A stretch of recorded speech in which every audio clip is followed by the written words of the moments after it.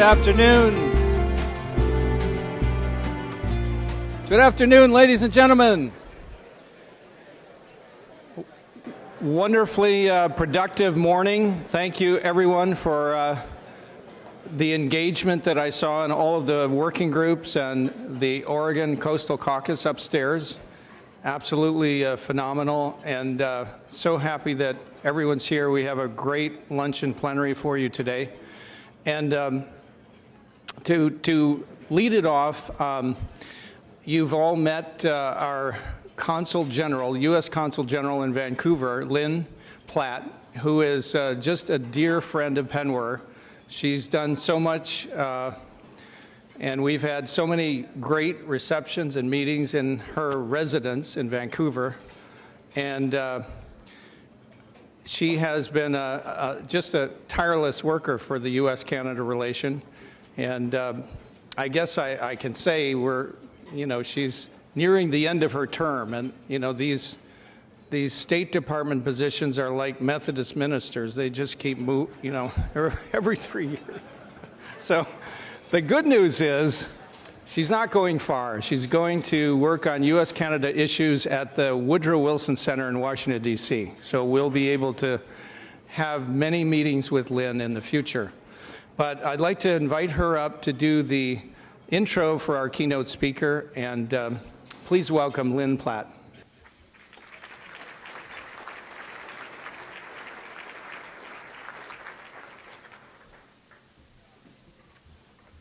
Hello, everyone.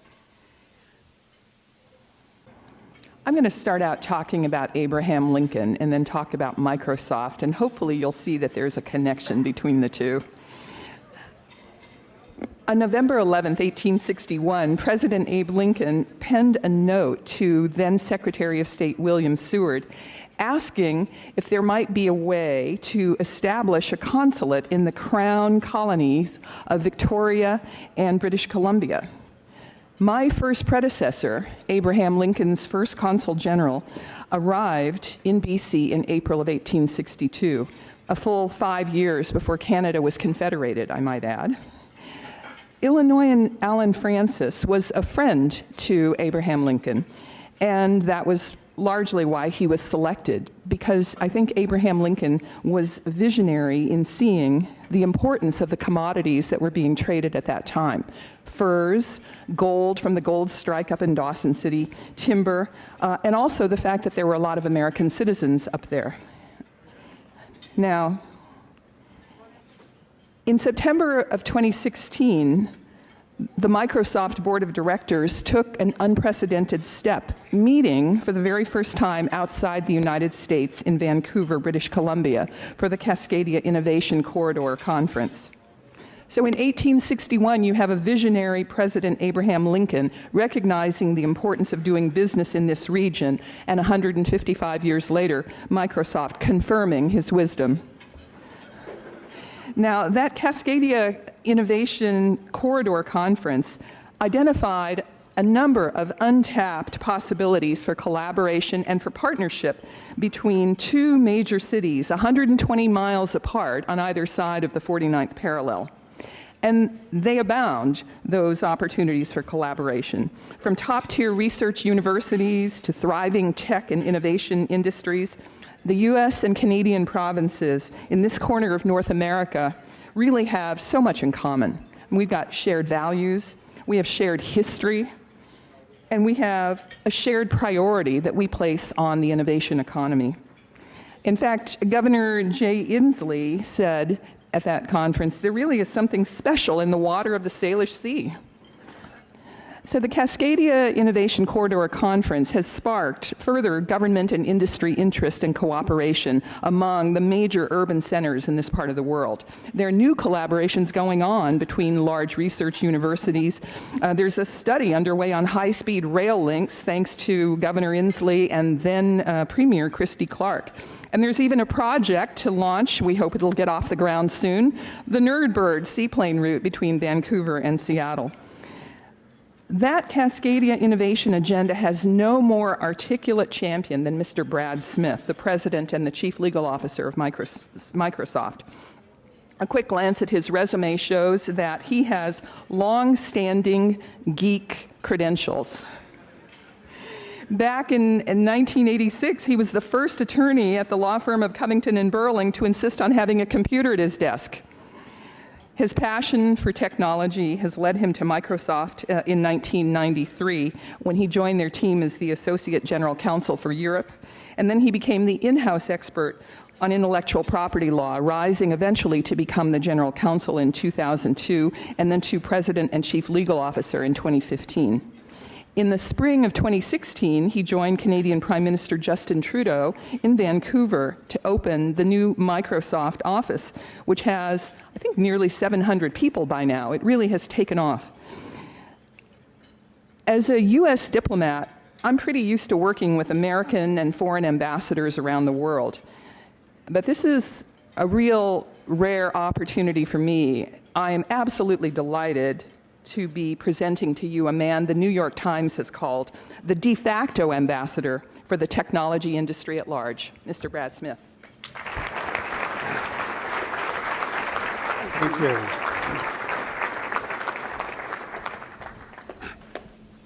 Well, thank you, and thanks to everyone for the opportunity to be here. Appreciate what an extraordinary group of people are here in this room, representing so many different, interesting, and important parts of two different countries, a major part of the continent of North America. And as you heard, no one ever objects to having their company's name used in the same sentence as Abraham Lincoln. There's nothing bad about that. I would love to share a little bit with you this afternoon about what we see as a company in terms of the opportunities and challenges for all of us. And as you heard, I'll talk a little bit more about opportunities in some of the cities on the West Coast, from Vancouver to Seattle to Portland.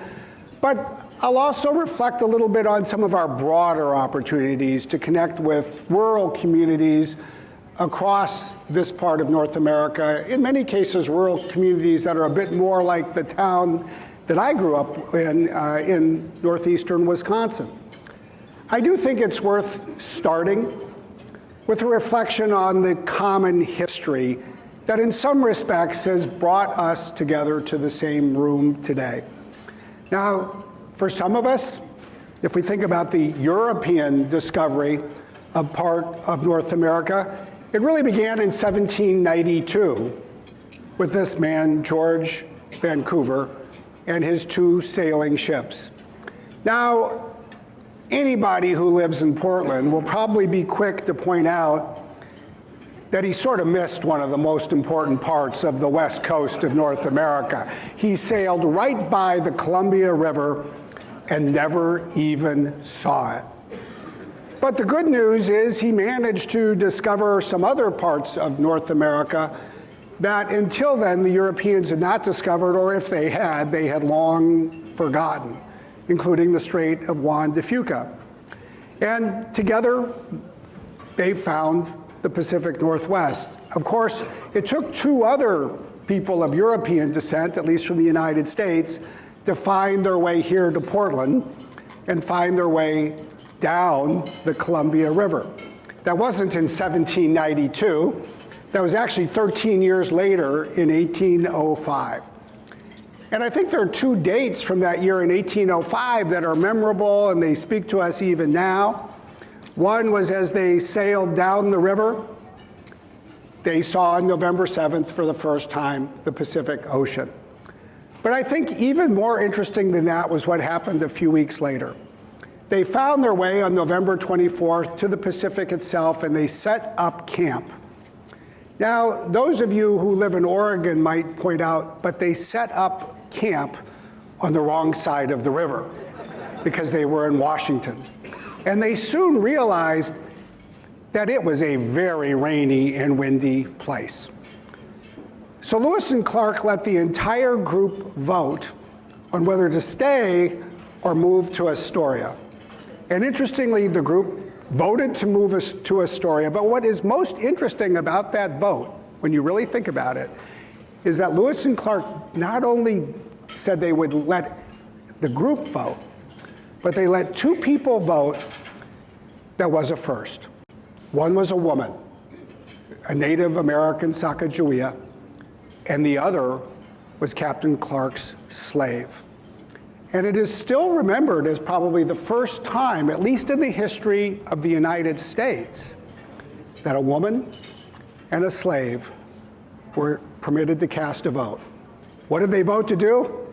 Move to Oregon. That's what they said they were going to do. I don't tell this story in Seattle. But what you really realize when you think back to all of that is that this was a time really before people saw the borders that existed today. They saw a region. And whether it was George Vancouver or Lewis and Clark, they were the first people of many ways of European descent to discover what an amazing region it is. Even today, I think all of us who live in this part of North America can't help but marvel, at least on a beautiful day in July, about the extraordinary place we live or get to visit. Of course, the thing that we can also appreciate today, perhaps in a way that Lewis and Clark and Vancouver did not, was the amazing heritage and all the culture that was already part of this part of the continent and the world, not just in the years before they arrived, but literally in the centuries. And it is out of this wonderful region, that amazing heritage, and the innovative spirit that has been added, that we find ourselves in a remarkable city like Portland. Of course, we're here for an additional reason that has a bit of a historical story as well. It's a story that also starts with a single individual. Not Lewis, not Clark, not Vancouver, not a name that may be known by quite as many, but a person who probably has more to do with the fact that we're here having lunch together than anyone else. It is a man named Alan Bluchel. As many of you may know, he was actually born in Canada. He grew up, went to University of British Columbia, but found his way to Seattle and Washington State. He was a state senator for 28 years. He is the person who founded this organization. It was his vision to think of and create PNWER and bring together these various places. And in a sense, he had another vision that I am literally here to talk about today. Because after founding this wonderful organization in 1991, he was the one who 2 years later, in 1993, said it was time to think about Cascadia as a region and talk about a Cascadia corridor. He had the vision, as all of you do so demonstrably here this week, to think of this not just as two great countries, but as one great place. And it is that image and that opportunity that we have, I think, to advance this one great place. It's a great place with wonderful provinces and states, majestic mountains and rivers and the ocean, and three pretty remarkable cities. If you think about what we have in these three cities, just in terms of what is leading the world, it alone is quite something. You know, it starts with what we see at the northern end in Vancouver, as we have world-leading companies in clean tech and visual effects in the world of entertainment, but also now new innovations in biosciences and computer games and film and the like. In Seattle, we've had a wonderful boom. It is a boom that has been going now for almost 30 years. It has put Seattle at the forefront of cloud computing, where we at Microsoft have the opportunity to participate. But it has great retailers. We too have life sciences. There's the aerospace industry with Boeing. And we're now seeing new technologies like augmented and virtual reality. And here in Portland itself, we're continuing to see major advances in the health sciences, fascinating and important advances in advanced manufacturing, continuing strength in the computing and electronics that really got started with Intel that has now evolved to others, Of course, some of the biggest names in the world, literally, in athletic and outdoors, whether it's Nike that was founded here or Adidas that came here. And here, too, we see clean technology. We have a lot on which we can build. It gives us the opportunity to think again across borders, to think about how we increase our ties and trade. It gives us an opportunity to really focus on a number of world-leading universities and great colleges, whether it's here in Oregon or in Washington State or in British Columbia. Interestingly, people around the world are starting to notice. And I think that's a great thing. When they chart the major clusters of innovation around the world, we're now on the map. You know, we live in a world where 300 metropolitan areas account for 10% of the globe's population, but roughly half of the planet's GDP. It's hard to generate ongoing economic growth without having healthy cities and then identifying ways to better connect our cities with what is happening more broadly in the states and provinces where they exist. We've done a lot of work as a company and with other businesses in Washington State, with the state and local governments there, and with the Boston Consulting Group, BCG, to really analyze on a global basis the major factors for ongoing economic success. And the conclusions that have come from that work really come down to 5 areas of focus or opportunity. There's the policy and business climate or environment. Universities are key. Human capital is even more important. Ongoing funding for new companies to get started are vital. And ultimately, we live in a world where, in a sense, economies succeed or fail as an ecosystem. Often an ecosystem built around certain waves of innovation and certain areas of industry. One of the things that BCG did was analyze how Vancouver and Seattle stack up. We need to add data on Portland to this mix, clearly. What I always find the most interesting about this slide is that when you compare Seattle and Vancouver to many of the other great cities, not just in North America, but frankly in the world, whether we're talking about Europe or Asia or elsewhere, we actually lead in the one area where I think it's most important to lead: people, human capital. We have attracted incredibly talented and diverse people to our region. And we have a number of other areas where we're strong, even if we're not quite in the pole position. Research universities are one of them. This whole focus on building an ecosystem is another. And we have some other areas where we have more work to do, especially in unleashing more capital from the venture capital community to go to startups and the like. But as we look at this data, I think it reminds us to some degree that we too can look at this region the way people did centuries ago. It is an opportunity to think about the connections between us and how we build the kind of Cascadia corridor that Alan Bluchel talked about over 25 years ago. Certainly as a company, and as you heard, we've had some exciting opportunities even over the past year to learn more, to think more, to imagine more about what we might all put together. That's because of the work that we've been doing in Vancouver as we opened our new Microsoft Vancouver Development Center. And as you heard, just a year after we opened it, we are approaching 700 employees. We made a commitment to invest $300 million over 3 years. And what is most exciting to me is how this is not only providing a wonderful opportunity in return for Microsoft, especially in new technology fields like augmented and virtual reality, but it is helping connect us with the growing technology ecosystem in Vancouver. We're in a wonderful location in the heart of the city.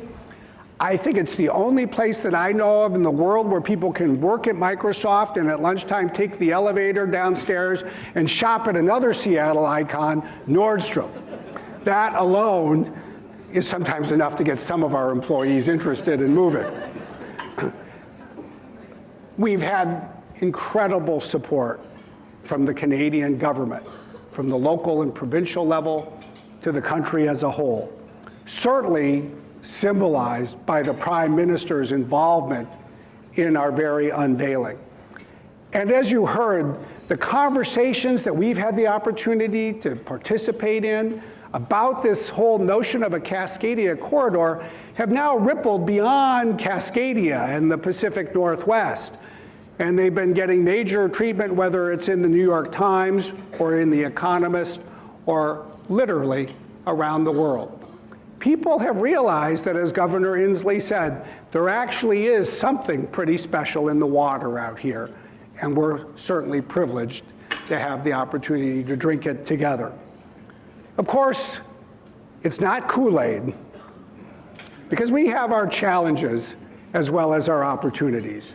And we're all familiar with them. In fact, if you've driven here from Olympia or Seattle or from Vancouver itself, we have some challenges around infrastructure and traffic and roads.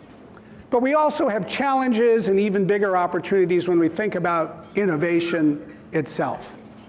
And that's why we've thought it's so important to focus not just on a vision and not just a conversation about our problems, but to really lay out clear objectives and even milestones for the creation of a Cascadia corridor.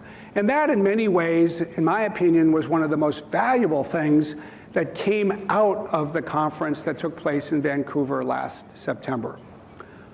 We were very privileged in May when Prime Minister Trudeau visited us at Microsoft, and we had the chance to talk with him and the finance minister and other Canadian officials about the work that is underway, about the milestones we've reached, about the challenges that we are encountering, and above all else, the new opportunities that lie ahead. There are many things that we need to do if we're going to build a corridor that fuels the future of the economy in this part of North America. I would be, however, the first to say that of all of the things that we need to do, one of the most important is to invest in the next generation of our people, their learning, their study, their advances. And again, it is both impressive to see the assets on which we can build and even some of the progress we're starting to make. It may start with great institutions like the Oregon Health Science University here in Portland, one of the great teaching hospitals in North America.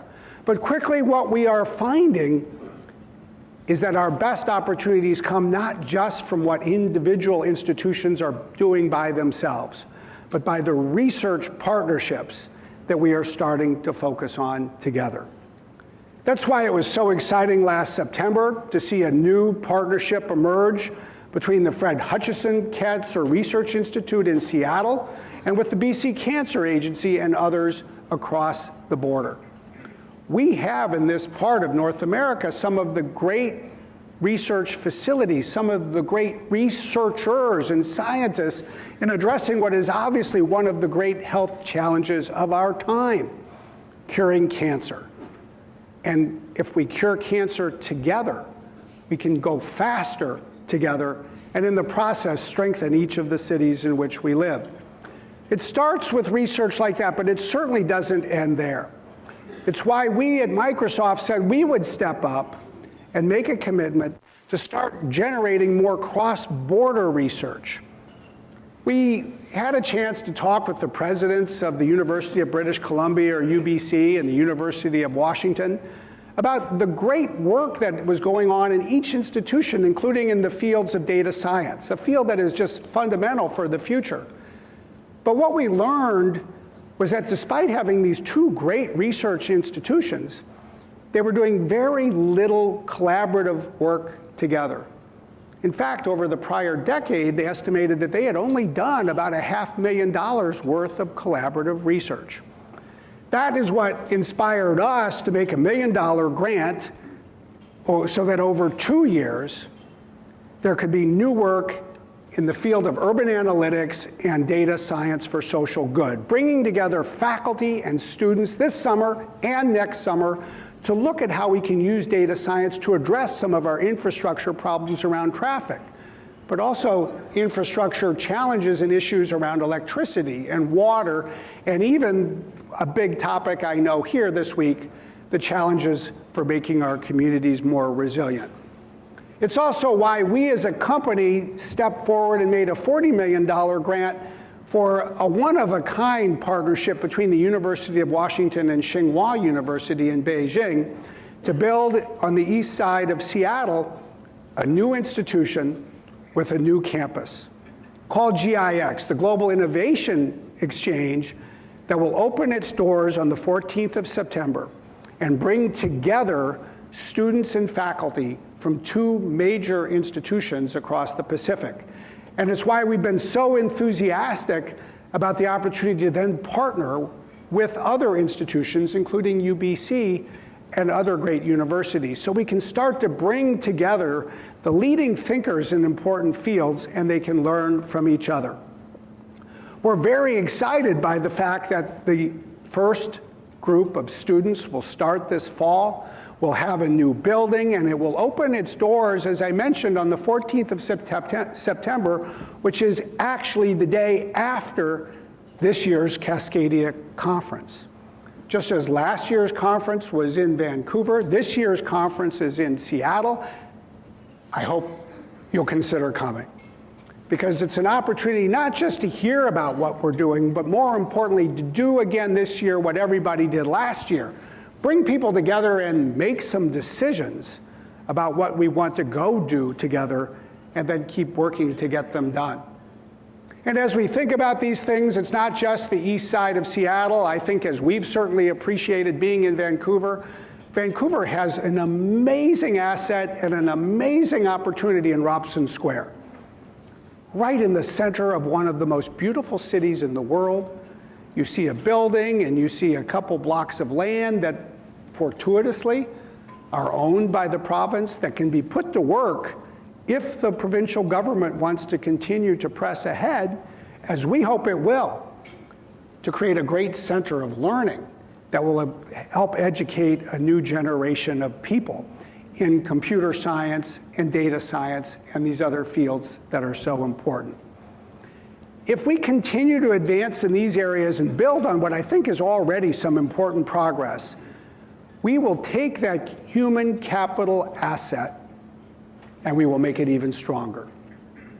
And then we can think about the other things that we're focused on that we need to continue to address as well. Things to strengthen our regional ties, including the ability to move faster from place to place. As you heard, we do need this so-called nerdbird, a seaplane that can take off in Lake Union in Seattle and land in the harbor in Vancouver. Now, in some ways, this is the least innovative idea you could possibly imagine. First of all, it literally uses aircraft that are over 50 years old. They're beautifully maintained, they're very safe. I don't want to cause anyone to hesitate. I've flown on them many times myself. And as I said, you can get on one of these planes in Seattle and you can go to Victoria, you can go to Nanaimo, you can go to Campbell River, you can go to Port McNeill, you can go to islands that you have never heard of. You just can't go to Vancouver. And as we made the case, including to the Prime Minister and the Finance Minister and the Innovation Minister and anybody who's a minister of anything, we need to get this flying, because it will help people move faster, in part between Seattle and Vancouver. Heck, we've even committed as a company that if they'll just get the thing in the air, we'll buy a bunch of seats for our employees, because they're going back and forth all the time between Vancouver and Seattle. With a little bit of luck, the final government approvals will be in place so that by next spring, this will be a reality and not just an attractive photo on a slide. Of course, that's just part of what we need. And of course, as all of us appreciate, it's actually pretty hard to take a seaplane in January when the fog is almost at sea level. What we really need are new modes of transportation. whether it's autonomous cars or high-speed rail. And it's why we were so pleased that Governor Inslee called on the Washington State Legislature to fund a high-speed rail feasibility study, a study that would look at what it really takes to connect our region better together. Why not a high-speed train from Vancouver to Seattle to Portland? If we lived in Europe, it would already be there. And why not have the vision to think about not just trains, but automobiles? There is room for great roads with great vehicles, including autonomous vehicles, and great rail as well. And if the future holds new promise for new modes of transportation, great, let's consider that as well. But we need to raise our sights and our ambition level as a region. It's why we at Microsoft were so enthusiastic about the governor's proposal and the legislature's action that we're writing a check for $50,000 to further aid the work that needs to be done for this feasibility study. Of course, if you're going to go across the border, it actually helps if the immigration authorities let you in. That is a bigger issue in 2017 than it was a year ago.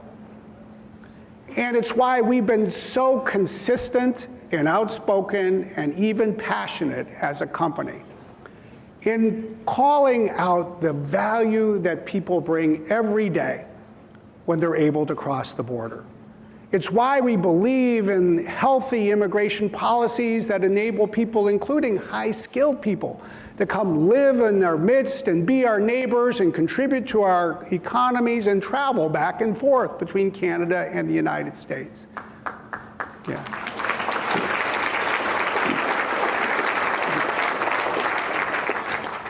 It's why we're also an outspoken advocate for NAFTA. I happened to be in Washington, D.C. earlier this year, the day after it seemed for a few hours like NAFTA might even go away. And I was fortunate because the next morning I had the opportunity to chair a breakfast with the Secretary of Commerce and introduce him. And what I pointed out as I sat next to him and introduced him to the group was this. There's a lot of discussion about the border between the United States and Mexico, and we have a border where 4 states border Mexico. But we also need to keep in mind, the United States is a country with 13 states that border Canada. There are 78 counties in those 13 states that border Canada. 68 of those 78 states actually helped elect the President of the United States, the President of the United States. And I don't personally believe that the counties that voted in favor of the President did so because they wanted to close the border with Canada. They appreciate, we appreciate as a company, we understand every day that our success depends not just on trade and immigration and the economic ties, but the fact that we have neighbors. And that is as valuable as anything. And we need to continue to bring the needs of our neighbors and the importance of building our collective neighborhoods to Washington, D.C. and elsewhere. And we need to remind, we think, our country and frankly every country, that at the end of the day, if you really care about innovation, it's really important to have diversity. The best ideas come when you get people together who think differently, who come from different parts of the planet, who come from different backgrounds, different races, different religions, different ethnicities, different genders. These are the people that we see at Microsoft defining and building our future every day.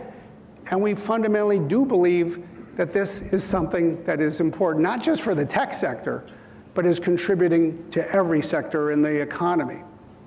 It does mean, at the end of the day, that it's important for us to bring digital skills to every part of the economy.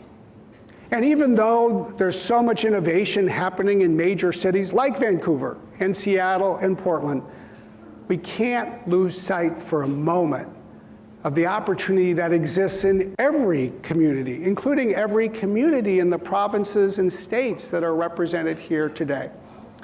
That's why I was very enthusiastic 2 weeks ago to have the opportunity to stand up in Washington, D.C. and talk about another problem that we're passionate about that I think is one felt every day by your neighbors, our neighbors. If I just talk for a moment on what's happening on one side of the border, there are still 34 million Americans that don't have access to broadband. And of those 34 million people, 23.4 million live in rural communities. As we got ready for that speech, we accessed the data that was held by the Federal Communications Commission, and we used our products to create a map of the United States. And what this map shows is countries in dark green where 2/3 or more of the people have access to broadband, but still not necessarily 100%. But the countries that are not colored in, those are counties, the counties where 1/3 or less of the population has access to broadband. And in the middle, you have counties where it's between 1/3 and 2/3 of the people. Guess what? It's almost everywhere. And it certainly covers major parts of the Pacific Northwest in the United States. And what we've come to appreciate as we've done more work in Canada is, of course, you see similar challenges in rural communities, in provinces in Canada as well. The first thing we think it's so important to recognize is that broadband access has become a necessity of life. If you want to take advantage of telemedicine and access a doctor, if you want to take advantage of where agriculture is going with precision farming, if you want to take advantage of the best opportunities to build a small business, or if you just want to learn and get an education, there's a world of difference today between having a broadband connection and being stuck, literally, in the dial-up era. That's why we launched in Washington 2 weeks ago a new initiative, what we're calling our Rural Airband Initiative. It uses new spectrum that traditionally has been used by television stations, the UHF spectrum, a spectrum that is very beneficial for this purpose, because if any of us recall those days where we had these rabbit ears on television sets, those signals went over hills. They went through the walls of our houses. They went through trees. And it is spectrum with new technology that we can put to work to solve this problem. It's called TV white spaces spectrum. And with the work that's being done to bring down the cost of manufacturing the chips for the devices, we can use this spectrum to close the broadband gap. When I was in Washington 2 weeks ago, we said that the United States should create a national goal, a goal to completely eliminate the rural broadband gap in 5 years by the 4th of July, 2022. And we said that we not only believed in this as something that we would advocate, but we would make investments and take steps to help advance. That we would make our own investments in rural areas to bring with telecommunications partners new broadband connectivity to 2 million people who do not have it. We said we don't want to enter the telecommunications business, and we're not even going to make a profit from this work. We will invest in capital, we will partner with telecommunications companies, we will ask for a revenue share, but for the next 5 years, we will reinvest every dollar we make to expand coverage to bring it to more places. Thank you.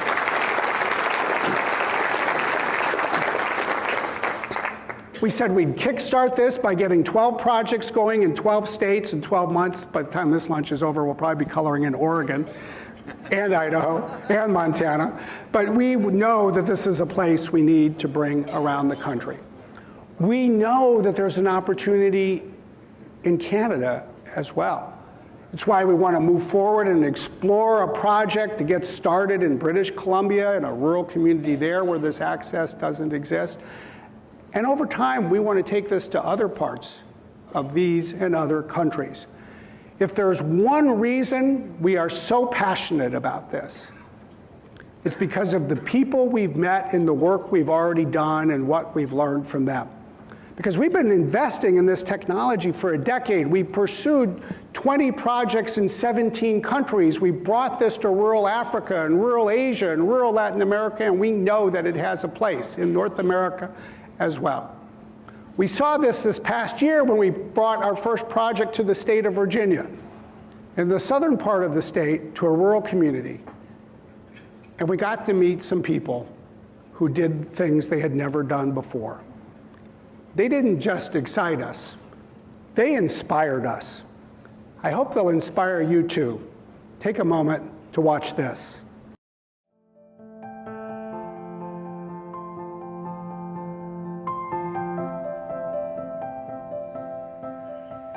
Just because you live in a rural area doesn't mean you shouldn't have an opportunity to be connected. That was about, I'd say, 9th grade year is when I began taking college classes through dual enrollment. And that requires that you upload papers and assignments to the college as well as to the high school.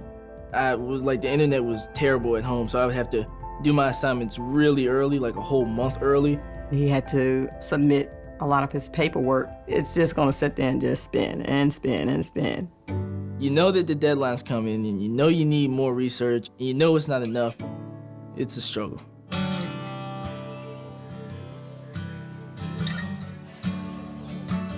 In the beginning of the semester, one of the questions I asked the students are just a show of hands, who has internet access? And typically, just a few. Right there, that tells me that I have to be a little limited in any kind of homework assignment I give. It's a handicap for teachers in the 21st century. I mean, here we are, hands are kind of tied. The homework gap is a major problem for our region. And the exciting part is that Charlotte and Halifax County, our two pilot areas, are no longer going to be left behind in this digital divide.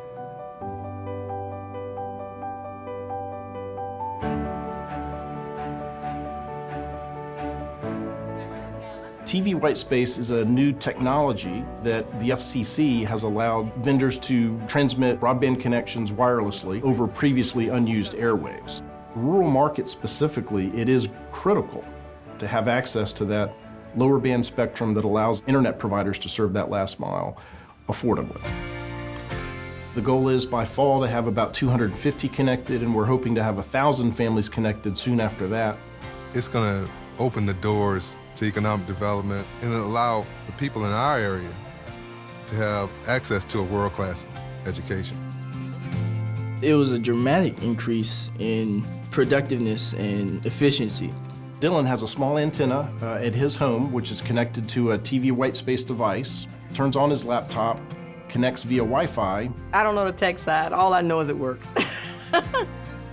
Now that I have TV white space internet, I can use the cloud, and my grade actually shot up going forward with TV white space. I got high B's and A's. This is where I grew up and I love it. I'm a country girl. Just train our kids so they can stay home and have that knowledge, and then they can bring it back here so that our community can grow. TV white space held up very well with my college application. Once I graduate, I will be going to attend Old Dominion University in the fall, studying computer science. And I'm very excited to go.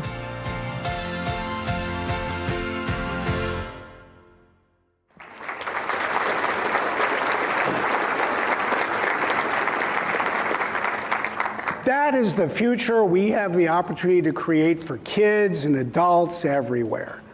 And we know it'll take connectivity and it will take the solving of hard problems, but we believe we can bring people together to solve them together.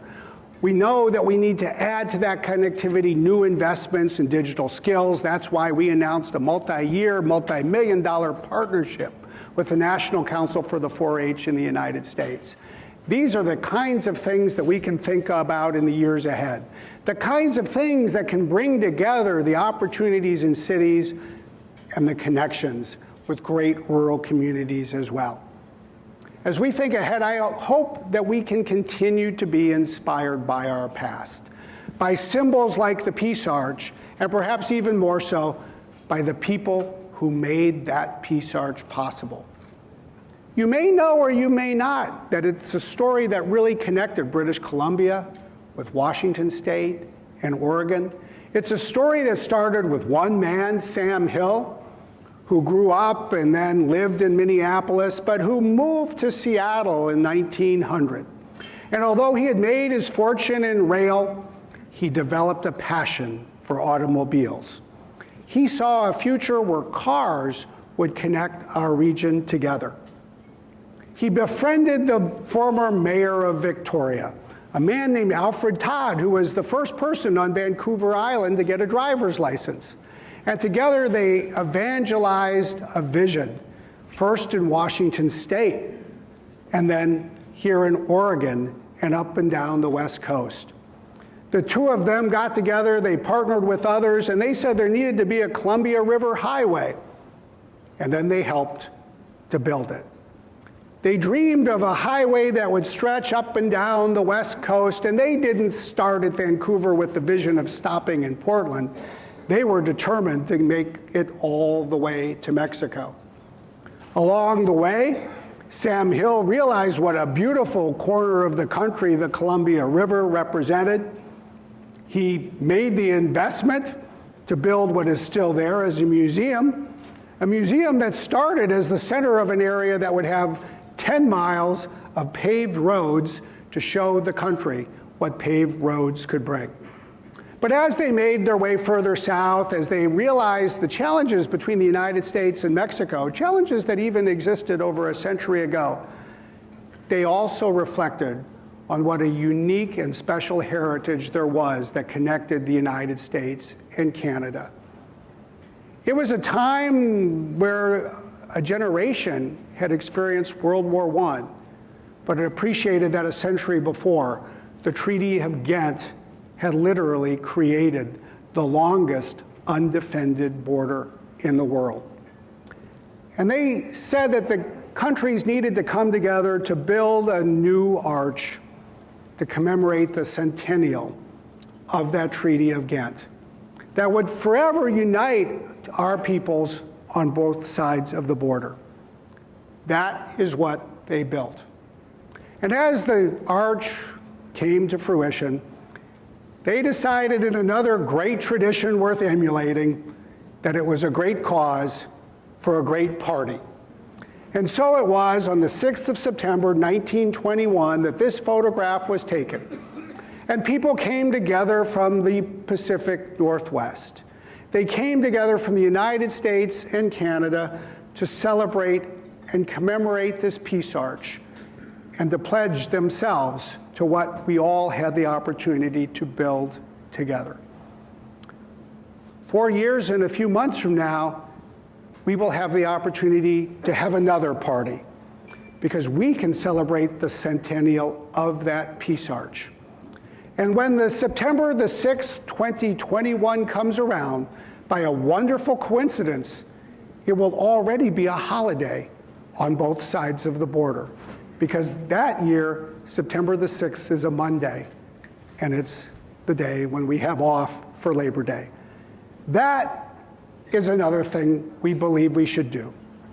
We should agree that we're going to come together not just for great conferences like this, not just the Cascadia conferences that are helping us move forward, but that we look ahead to 2021, we pledge ourselves to make the kind of progress that will be worth celebrating, and then we too can bring together people from two great nations that make up one amazing region.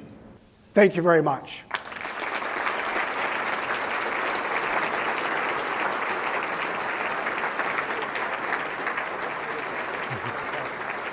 Thanks so much. Whew, that was wonderful. We have a few minutes for a couple questions, and I've got mics here. If you have a question for Mr. Brad Smith, this is a great opportunity. That was terrific. We definitely can fill up an agenda for that centennial, let me tell you. We've been working on it. There's a question over there. Great. How do we get Oregon on your TV Okay. In case you couldn't hear, the question was, how do we get Oregon on the map for our TV white spaces? Like I said, I figured I wouldn't get out of lunch without adding it. In all seriousness, we want to go as quickly as we can to additional states, and we want to go as quickly as we can to BC and other parts of Canada. And I think we have to start by getting a few initial projects up and running. If there's one thing that any state or province can do to help make it happen faster, invite us in. We're delighted to come, sit down with the state or provincial government, take stock of what the challenges are. There are 11 states in the United States that are now providing some matching funds to help companies move faster. We're interested to that to some degree in helping accelerate the capital deployment. But frankly, what we're finding is most important is work to spur the telecommunications companies. Because there's a lot of rural communities that are still served by smaller telecommunications or telephone companies, and things that can be done to encourage them, things that can be done to sort of take some of the risk out of small businesses that frankly can't afford to take much risk. I think those are the kinds of things that can help, and it can certainly help us move faster in some of these places. Okay, in the back. Thank you very much for this opportunity. This is such a pressing issue that I know that we're all very concerned. So we'd like to ask you the official Microsoft position. Are we really going to die by artificial intelligence? Who's right, Mark Zuckerberg or Elon Musk? What is Microsoft's official position? Well, I certainly hope that we're not going to die. I don't believe we are from artificial intelligence. It's the next wave of information technology. I think the first thing to note is that it will unfold not just over years, but over decades. And it's easy to make predictions about the future. I've often marveled at the people who can earn a living being a futurist, because you can go anywhere and you can predict anything. And if you make your prediction 10 or 20 years out, by the time that year comes, nobody's going to remember what you predicted, and you can have a new one to replace it. But in all seriousness, it will change the way we work. It will change the way that certain things like cars and other things work. We definitely, in our view, need to be guided by certain ethical principles. And we've started to propose some ourselves. We're enthused by the fact that some of the leading companies are coming together with academics to start to talk about what kinds of ethical principles should guide artificial intelligence. We certainly think that it's still going to be computers that are designed by people. Therefore, there needs to be accountability for the people that design these systems. There should be a real focus on artificial intelligence technology that augments what human beings can do. You think about a vehicle that drives itself, well, that may be some distance out. But already, we're seeing artificial intelligence deployed to, wake up a truck driver if it concludes that the truck driver has fallen asleep, to translate from one language to many others in real time. I mean, there's all kinds of things where AI will, help us accomplish the kinds of human goals that I think we all share. So I think there's lots of causes for optimism. At the end of the day, what Elon Musk said is that there needs to be regulation. Well, I have no doubt that eventually there will be. I mean, most important parts of our societies are regulated, and I would be the first to say that as long as the regulations are balanced and thoughtful and reasonable, they make the world a better place. Before you start enacting regulations, you need to have some principles, and I think that's where ethics come in. I do think it's a topic we'll be talking about for the rest of our lives, but if we all work together well, we certainly should succeed in avoiding the more dire predictions that some have offered. Okay, there's time for one more. Eagles? Thank you for that very inspiring talk, especially about how to build the innovation ecosystem in Cascadia. What practical steps can we be taking in terms of government steps or industry steps or academic steps to actually make that vision a reality? Great question, and for those of you who didn't hear it, the question is, what are the practical steps that I will say especially governments can take to sort of make a vision like the Cascadia Corridor a reality? Well, I think there's many things, including the infrastructure around transportation and the like. But I will say to you what I've always said to every governor or premier or other person I've had the opportunity to meet. If you only do one thing, invest in education. Yeah. Frankly, we're delighted when the provinces in Canada create certain tax incentives to help us locate there. But as I've also said, companies will go where the people are. And if you're graduating from high schools, kids that increasingly can code or know computer science or STEM and the liberal arts, because we need people who can bring all of these disciplines together. If you're building a diverse group of people who have this kind of talent, and if you're investing in universities that are then producing graduates, as well as the polytechnics and community and technical colleges that are producing the wide array of diverse labor, if you build it, the jobs will come, in my opinion. And therefore, I don't think one should ever try to do only one thing, but I always think it's helpful if you know, if you were to do only one thing, what that one thing would be. And it is so clearly education. So I just want to say thank you for everything that you all are doing, that you do every day when you're home. We have the opportunity to benefit from your contributions because we have offices or employees or partners or customers literally in every community where all of you live and work. So we see and we benefit from what you do. And I'm so enthused about the opportunity for us to think about what we can all do more together. So thank you very much. Great. Thanks so much, Brad. Let's have a big hand for Brad Smith. Terrific. Thank you so much. Great conclusion to our day 3. We have a couple important things to do here. Every year, this history was great. We have a special award, and it's called the Hot Potato Award. And it's called the Hot Potato, and most years we have Representative Morris come up and kind of act out why it is, but he takes too long. So I'm going to. Sorry, Jeff. Back in 1862, there was. That's called the Pig Wars. There was an American side of San Juan Island and the British side, and there was a potato farmer, and a British pig came across and dug up the potatoes on the American side, and of course the American pulled out his gun and shot the pig,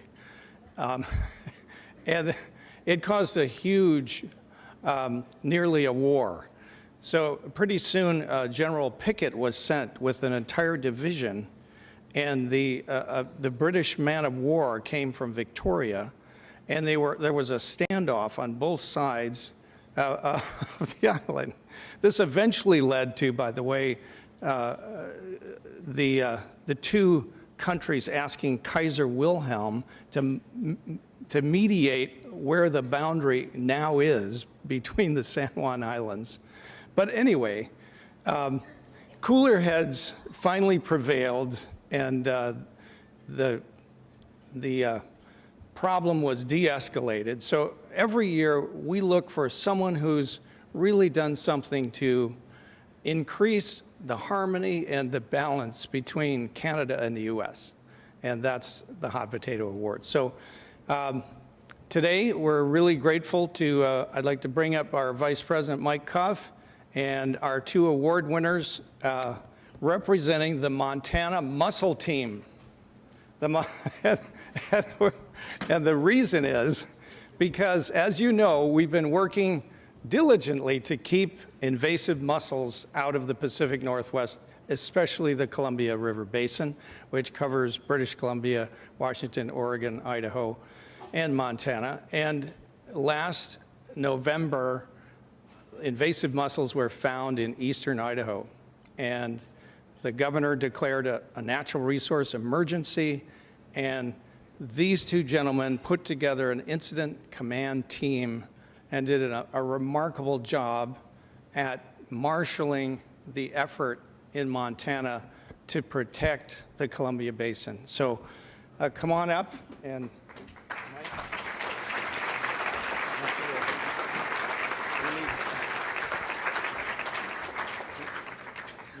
say a few words. All right. Now that I think about it, I think hot potato is the perfect description for what it felt like fell in our laps and no one wanted to take it from us. I think we were made very aware early on of the interest and concern of our neighboring states and provinces and the mussel infestation that was found in Montana, and we took that concern very seriously, as well as our role in protecting the Pacific Northwest from the now closest mussel infestation. And I think I want you all to know that every single member of the incident management team was critical to our success. But we would not have been successful without the support that we had from our governor's office and the support that we had from the Montana legislature, because while we made the plan, it was really legislators like Representative Cuff that made that plan a reality. They took our invasive aquatic program from $2.5 million every biennium to $13.5 million per biennium.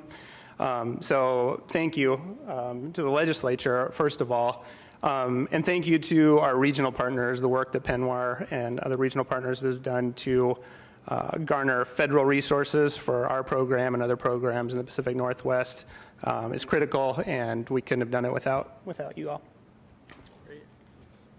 So the Hot Potato Award goes to these two gentlemen. In November, many of you said, you challenged Montana. What are you going to do about this problem? The answer was the Incident Command Team, and I think it set a model for the other states to follow should they ever, unfortunately, get these. So the Incident Command Team and $13 million is our answer to your challenge.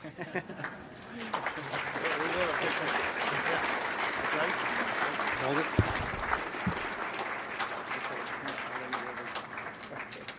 No. You say, oh, you're good. I didn't see him. Okay. Thank you much. And this is a big deal. It's 45 miles from the Columbia, and it's, you know, there's a continental divide in between, but we are really counting on you guys. You got our back, and it's really important that they do a great job. And having been out there last month visiting the stations, it's really a terrific effort. So I'd like to invite up our president, Arnie Roblan, to we have yes. Okay, we have a special guest about to pipe in. Thank you, Matt. It is really a privilege to be up here, but it's more of a privilege to introduce a good friend and a friend of Oregon, Kurt Schrader, 5th District Congressman from Oregon. Part of my district is part of his district, so I appreciate him a lot. He's Skyping in. So, Kurt, the floor is yours.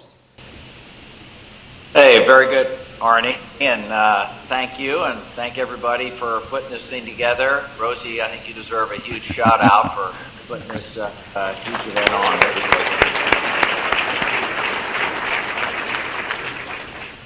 I think it's important that we remember that rural America and rural Oregon is part of the essential fabric of what made our state and our country great, and that gets lost, I think, in a lot of the discussions here in Washington, D.C.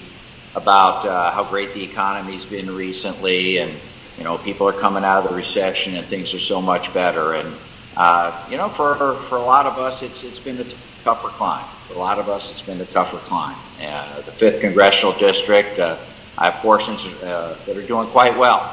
West Lynn, Lake Oswego, portions, Milwaukee. But there's a lot of the 5th Congressional District and ag country and parts of Clackamas, Marion, and Polk counties, and certainly our coast, where it's been a tougher haul. I think the prospects are bright, despite what we're seeing or hearing from a lot of other folks. But I think the prospects are actually pretty good, and I talked to a lot of folks when I hit the coast, and they're feeling, frankly, more upbeat than they have in a long, long while. You may not be able to travel anywhere where come August 21st, but you're going to have a lot of business for at least a week or two. And hopefully that plays well. Hopefully that plays well. Washington, D.C., as you know, we're one big harmonious kumbaya group. We get along all the time. Have exceptionally good time with one another. You see it every day on CNN, Fox News, and MSNBC. Well, maybe not so much. Maybe not so much. But it's not as bad as you would think, and I'd respectfully suggest there's some things that we're working on that hopefully are meaningful to a lot of folks on the coast, the businesses, the families, and the coastal region in general. I'll start a little bit with education. Believe it or not, one of the big kumbaya moments, certainly on the House side, was the reauthorization of the Perkins Grant, the workforce investment monies that we all hold so dear, that create great family wage jobs. Don't necessarily have to go to a four-year institution. We've got some great community colleges on our coast that do a great job of preparing people for a lot of the opportunities that are out there. We're trying to make that a little better. The goal of the bill is to start kids and families earlier into the process so we don't lose them. They become part of their graduation, positive graduation statistics going forward. So hopefully that'll happen. Hopefully that will happen. The Senate is going to be taking that up. But it's a really good reauthorization. It puts the decision-making not in Washington, D.C., but back in the hands of the local communities and the businesses themselves. So I think that's a huge step forward from when I was serving in the state legislature with Senator Roblan and some of my good friends. So hopefully that'll be a big positive win. As you know, forestry has been a huge issue for my office, and I'd like to think for a lot of folks on the coast it can be controversial. The problem we're dealing with now is it's almost a zero-sum game. We have a pretty robust private forestry management program, but our state and our federal forests are almost bereft of opportunity there. And I think that's huge, a huge problem. I'm working here in D.C. We've got a lot of good friends on both sides of the aisle that are interested, I think, in having more robust forest management to get our forests healthy again, because they are certainly not healthy right now. The amount of bug infestation coming up from California along the coast, certainly the wildfires we're seeing in southern and eastern Oregon, unacceptable. And frankly, a lot of it's due to just poor forest management. I'm a sponsor on the House side with a buddy of mine from Idaho and Senator Wyden, also on the Senate side to take care of the fires, make sure that they're treated as the natural disasters they are, just like hurricanes and stuff back east. But I think the key to successful management is to create some jobs and put people back to work in the woods. I think that's an acceptable outcome and frankly critical if we're going to keep carbon emissions down from these horrible forest fires that occur all the time. So I'm working closely with a Republican buddy of mine, Bruce Westerman from Arkansas, and another buddy of mine, G.T. Thompson from Pennsylvania on the Ag Committee, trying to come up with a bill that hopefully will pass muster on both sides of the aisle and be a step forward, for needed jobs in a lot of rural parts of our state.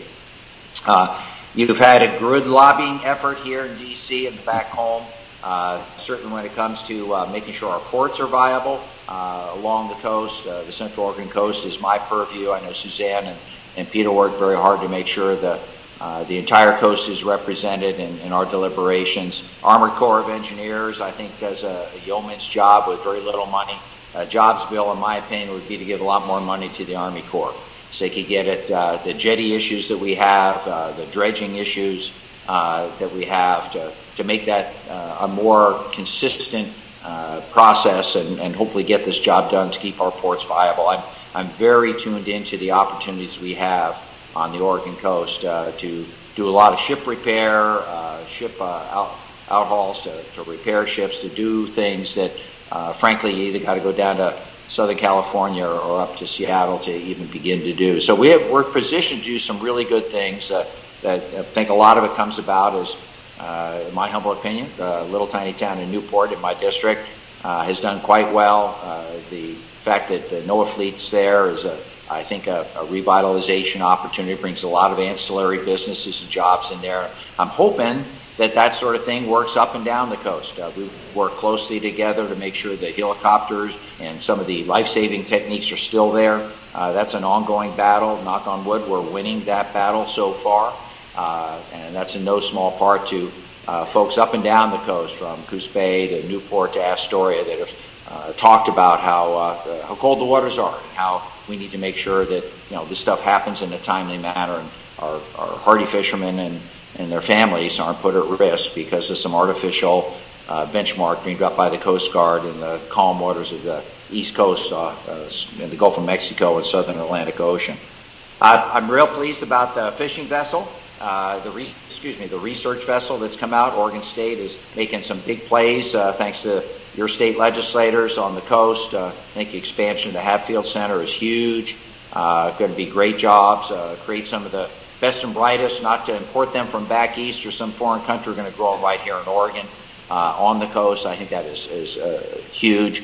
That expansion, I think, is going to be a big part of putting the Oregon coast on the map, quite frankly. People are starting to pay attention to renewable energy opportunities, the fishing opportunities.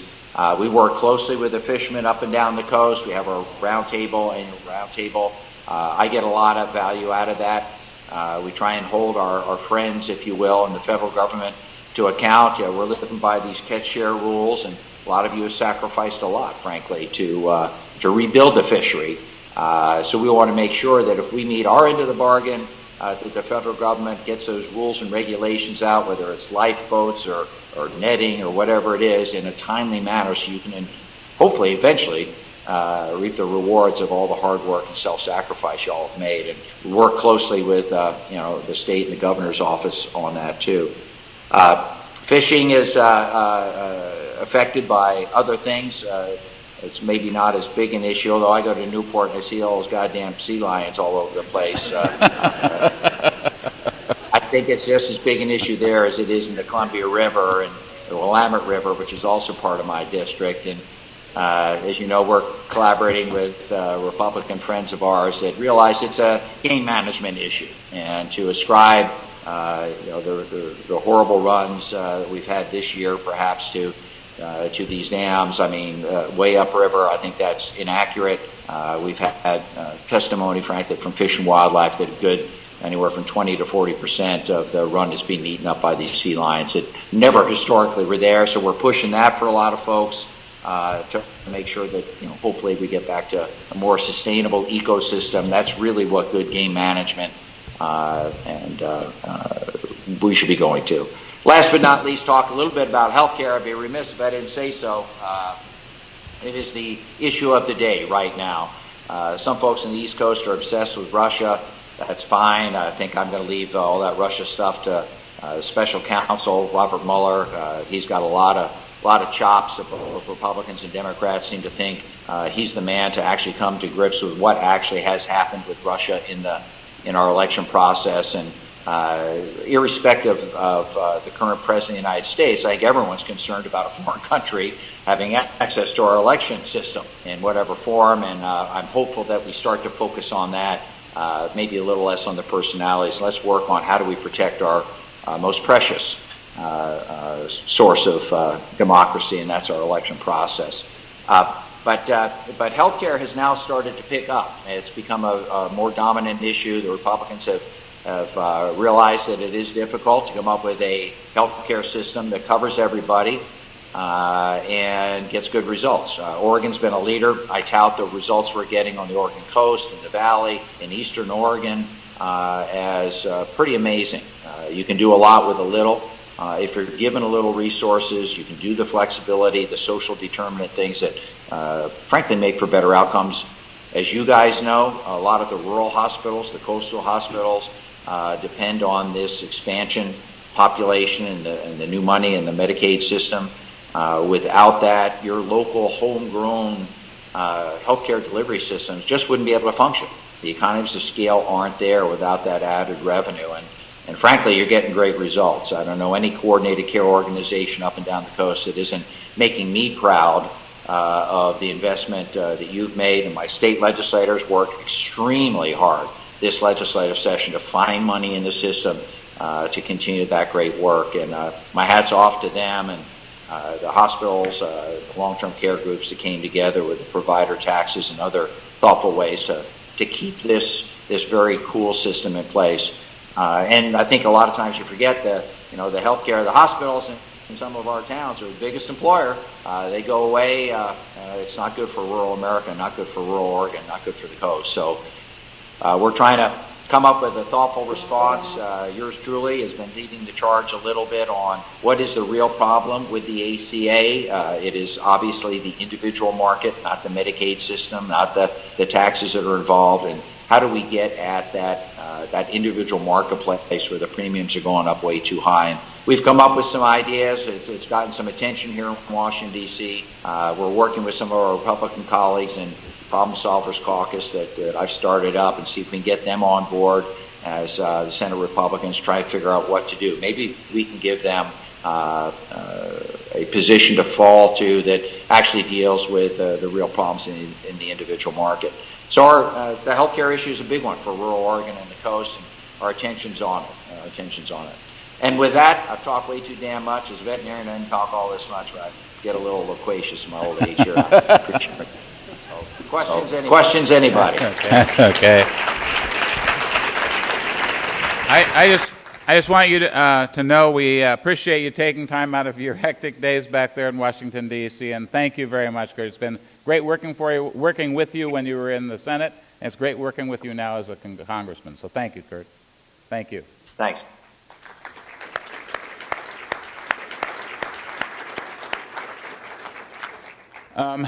And now, because yesterday our President Dan Ashton had to zip back to British Columbia, we did the ceremony of giving me the gavel yesterday, but he told me I got a chance to say a few words to all of you today. So that's the moment we're at. And before I get started, I just want to say that to have the license to stand up here, to be here, there was one person that had to make a difference in my life, and we've been married now for 49 years. My wife, Arnie Roblan.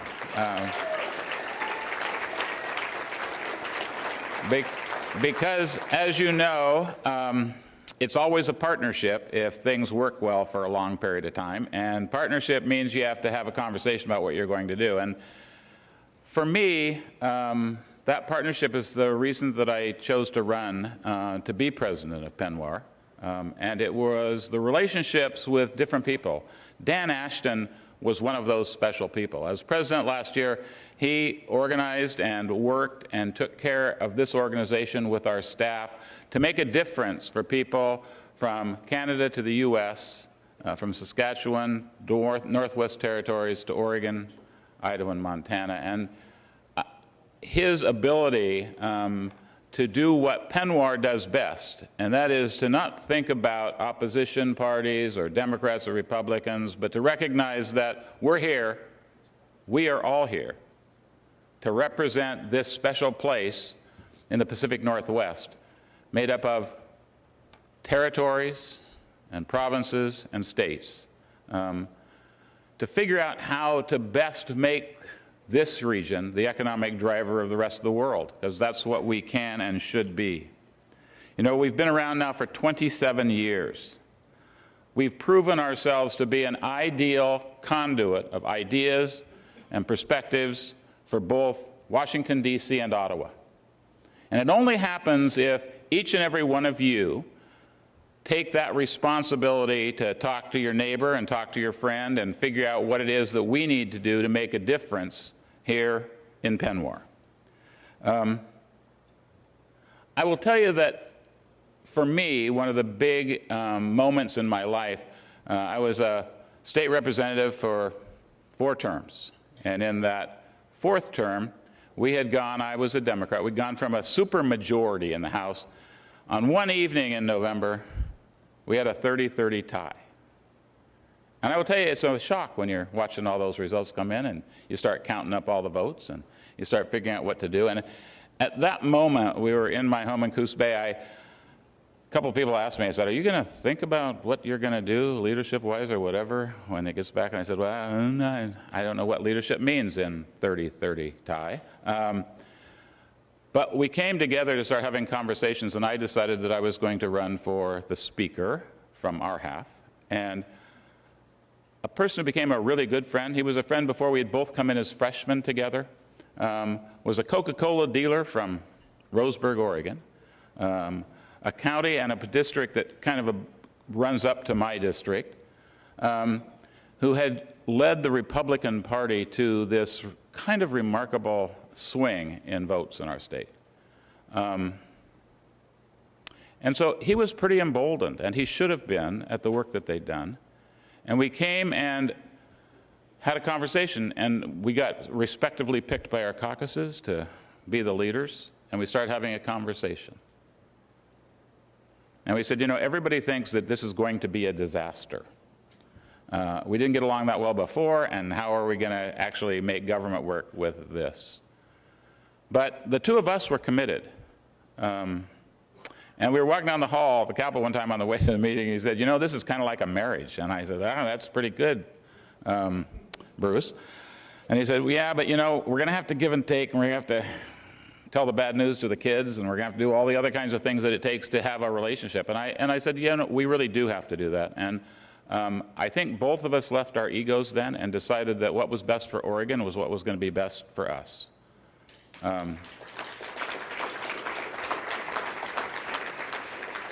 And we had a remarkable session. We did things that Oregon hadn't done in 100 years. We redistricted. It was a redistricting year. And we were able to redistrict all of our House and Senate seats and all of our congressional district. We almost didn't get there. And have it voted on close to unanimously. It was pretty close in both the House and the Senate, signed by the governor. For the first time. Usually in our state, we can't get to the agreement, so it goes to the Secretary of State, who's sitting here, to make that decision. But we did it internally because there was a commitment on people to figure out how to do the right thing. And it wasn't easy. There were times when we had votes and we both agreed to how many votes we were going to give to a particular bill, and they didn't come through. So we just stopped for a while and told them to go do what they had to do, either me or him, to go get the votes. You promised we can have votes. And in every case, it worked out. And there were opportunities for it to fail. We weren't going to let it fail. And there's people in this room who helped us do that. So it taught me that if you really want something bad enough and you're willing to do the work and you're willing to cooperate and work together, anything is possible. You know, you went down to the campus of our Portland State University, Oregon State University, and the OHSU for our reception the other night. It's really difficult to think of universities cooperating to build a building and then provide classes in that building with all three universities and research where they all work together. But it happened here because people believe it should and can. As president, I will look to sustain what is successful in our group and to figure out how to make that collaborative model work across the border, across the states, to bring us together to solve essential problems. I hope you recognize that when I go to Washington as president, or when I go to Ottawa, or when I go to your state capitals, and I expect to make it to everyone if I can over the next year, that I really do see internally that I'm there to represent this whole group, not my state, not other states, not the United States, but PNWER. To those people in Ottawa, those people in Washington, and those people in each one of our provinces, territories, and states. We have to build alliances that sustain over time. And those alliances are developed by relationships. And we are going to change. That's the political nature of things. So what we need to do is make sure that we pass on those relationships one after another, at the federal level, at the state level, at the province level, to make sure that we know we have someone we can talk to if we have a problem and we don't understand what's going on. We know who to talk to find the answer to that problem. There's a few people who have been important in my thinking in life. I have a group, and Jen is here. We take a group to China. Actually, Dennis Richardson helped start that up again. So, you know, it is a bipartisan conversation with us about how do we make these new connections. And there's an old Chinese proverb, all things at first appear difficult. And it's true. And there's a lot of people who shy away from those things that are difficult. If we want this organization to work, we cannot shy away from the difficult things, because those are the things that can make a difference for all of us. The other quote that I've always liked comes from Margaret Mead. And what she said, and let me find that real quickly as I've moved through my speech a little differently.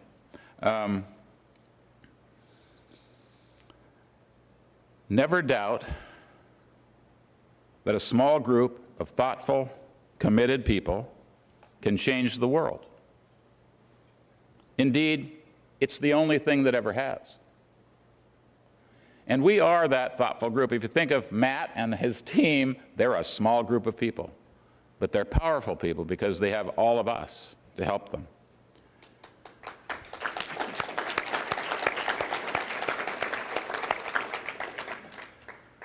So as I assume the position of President of PNWER, I believe with firm conviction that we at PNWER are that small group of thoughtful, committed people to whom Margaret Mead wrote those many years ago. Together, we can accomplish much, and that will change the world for people who live and work in our region. We've got 19 work groups that have already given us the ideas that we want, and we will perfect and work on those. Each of you have passions about which ones those are, and I want to end up supporting each and every one of you as you pursue those for the good of the PNWER.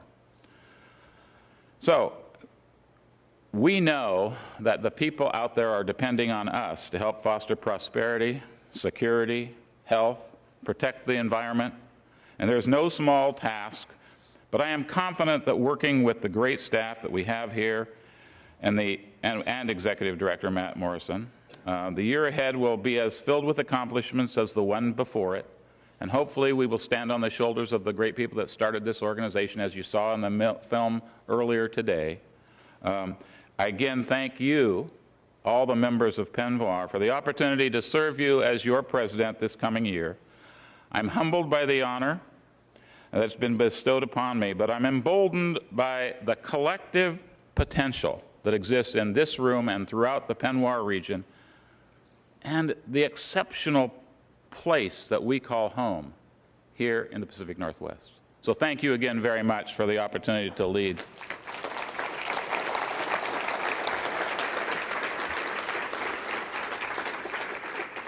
And it is now my honor to bring up a group of amazing people from the state I called home, because I was a Port Angeles kid when I grew up. Went to the University of Washington before I came here to go to some nice universities in this state. Our Washington delegation, if you want to come up, we're going to put a major challenge to you. You know, we had a good group of people here in Portland. I'm really excited about that. We're going to move to a little town in eastern Washington. So with that, come on up on stage, and I hand over the mic to you. Thank you very much. Coming up, all legislators and from Washington State. And congratulations. Thank you. Thank you. Yes, thank you for the prop. My name is Cindy Ryu. I'm a state representative from the 32nd Legislative District of Washington State, and we are part of the host committee for the 2018 PNWER Summit in Spokane, Washington. We're made up of legislators from the executive branch, private partners, as well as neighbors. We wanted to ask you to come early, stay late, and talk to each one of us about good places to eat, to shop, and visit, and eat the apples on your tables. Let's see. You're next. Thank you, Representative. I'm Charles Knudsen, Executive Policy Advisor to Governor Inslee. And it's been a great conference here. Really appreciate Matt and his team putting together an incredible few days here. And we want to continue that effort of advancing Senator Blueshell's original vision of collaboration, leadership, and innovation, and move that forward into next year.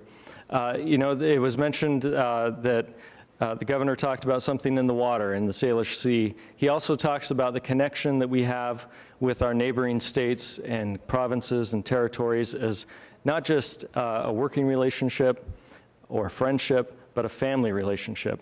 So on behalf of the governor, we invite you to Spokane as extended family, and we hope to give you as warm a welcome as our gracious hosts have given all of us here in Portland, Oregon. So thank you. Well, good afternoon, and thanks for sticking it out to the very end here. I'm Dan Kirshner. I am the U.S. private sector co-chair of PNWER, and I have a Canadian counterpart. And I'm just here to say, you know, if you work in Washington State or work for an employer who's based in Washington State, if you're with the private sector, we're coming for you, because we need your help. We need your help to support this great conference that's going to be in Spokane. I've got a little bit of PNWER in me, actually a lot of PNWER in me. I grew up in Pullman, Washington, just south of Spokane. I spent half of my adult life in Spokane. I now live in Oregon. My kids live in Oregon. I have an aunt and cousins in Vancouver, British Columbia, and my mother and father-in-law live in Post Falls, Idaho. So 4 of the 10 jurisdictions, and then of course I've got members who represent every other area. I do want to note that one thing you're going to see next year when we're in Spokane is part of really a bi-state region, and North Idaho, Gloria Totorica-Guena, there from Idaho, North Idaho is going to come alongside Spokane and help us really put on the Ritz for you all. So come on, join us in Spokane and get your checkbooks ready. Thank you. Take the apples. Wait.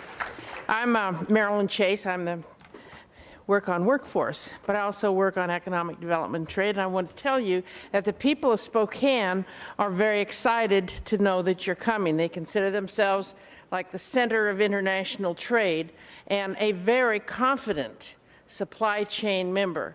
All of Eastern Washington is a supply chain member, and I want to comment that the Washington Apple Association provided us with these apples. They were grown in New Zealand. They were packaged in central Washington.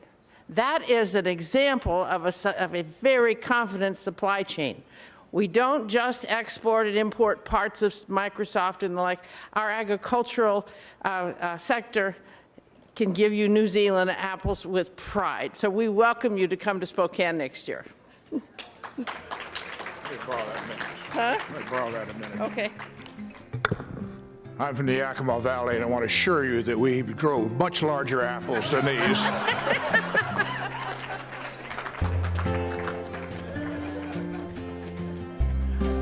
Okay, all right, great. Well, come to Spokane. The dates are July 22nd to 26th. It's going to be great.